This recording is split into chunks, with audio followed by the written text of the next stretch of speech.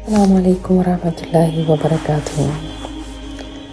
اکثر ہمارے کالجوں میں اور محفلوں میں بھی ایسا کیا جاتا ہے کہ پرینکس کیے جاتے ہیں لوگوں کو تنگ کرنے کے لیے، اور پھر اس کے اوپر یہ سوچا جاتا ہے کہ اس میں کیا حرج ہے، ہم تو جسٹ مزہ کر رہے تھے، بس جسٹ فن انجوائے کرنے کے لیے کرتے ہیں ہم، اور کوئی نئے کالج میں آتے ہیں تو ان کو راستہ غلط بتا دیا یا ان کو کسی اور طرح سے تنگ کیا، تو ایسے پرینکس کرنا کیا اسلام ان کی اجازت دیتا ہے؟ اس سلسلے میں دیکھتے ہیں نبی صلی اللہ علیہ وسلم کی زندگی سے ہی ایک واقعہ کہ آپ صلی اللہ علیہ وسلم اپنے صحابہ کے ساتھ جا رہے تھے، تو وہ صحابہ بیان کرتے ہیں کہ سفر میں ان میں سے ایک شخص سو گیا، تو ان میں سے بعض اس کی رسی کی طرف چلے جو اس کے ساتھ تھی اور اس کو لے لیا۔ وہ آدمی جب اٹھا تو وہ گھبرا گیا کہ پتہ نہیں میری رسی کہاں چلی گئی ہے، تو یعنی انہوں نے ایک طرح سے مذاق کیا تھا۔ آپ صلی اللہ علیہ وسلم نے فرمایا مسلمان کے لیے یہ جائز نہیں ہے کہ وہ دوسرے مسلمان کو گھبراہٹ میں مبتلا کرے۔ یہ ابو داود کی روایت ہے، اور اس سے یہی ہمیں پتہ چلتا ہے کہ چھوٹی چھوٹی باتوں کے اوپر دوسرے کو تنگ کر کے اور مزہ لینا، آپ کا تو مزہ ہو گیا، لیکن دوسرا شخص جو گھبراہٹ میں مبتلا ہوا، جس کو جو پریشانی اٹھانی پڑی اور دل گرفتہ ہوا، اس کا کس کے اوپر وبال جاتا۔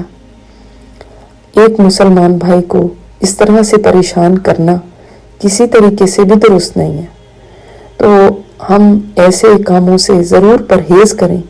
جو ایسے پرینکس کالز ہیں یا بعض لوگ کال کر کے دوسرے کو اس طرح سے پریشان کرتے ہیں کہ کوئی واقعہ جو نہیں ہوا ہوتا اس کو بیان کرتے ہیں، جس سے دوسرا پریشان ہو جاتا ہے، اور پھر ان کا مزہ ہوتا ہے اور بعد میں بتاتے ہیں کہ ہم نے تو تمہارے ساتھ پرینک کیا ہے۔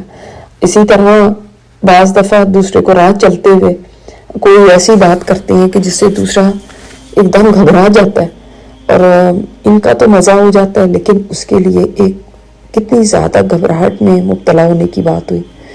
تو یہ بظاہر تو بہت چھوٹی چھوٹی چیزیں لگتی ہیں اور بظاہر بہت بے ضرر لگتی ہیں، لیکن جس دن ذرے کے برابر بھی عمل تل جائے گا، اس دن آپ کیا سوچتے ہیں کہ یہ ذرے کے برابر بھی نہیں ہے؟